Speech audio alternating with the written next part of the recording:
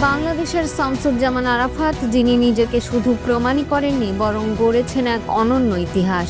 জার্মানির বিখ্যাত চ্যালেঞ্জ রথ 2025 বিশ্বের অন্যতম জনপ্রিয় ট্রায়াথলন রেসে অংশ নিয়ে নিজের পুরনো রেকর্ড ভেঙে নতুন ইতিহাস গড়েছেন মোহাম্মদ শামসুজ্জামান আরাফাত, বাংলাদেশের দ্রুততম আয়রনম্যান। এই রেসে সময় লেগেছে তার মাত্র 10 ঘন্টা 25 মিনিট 59 সেকেন্ড।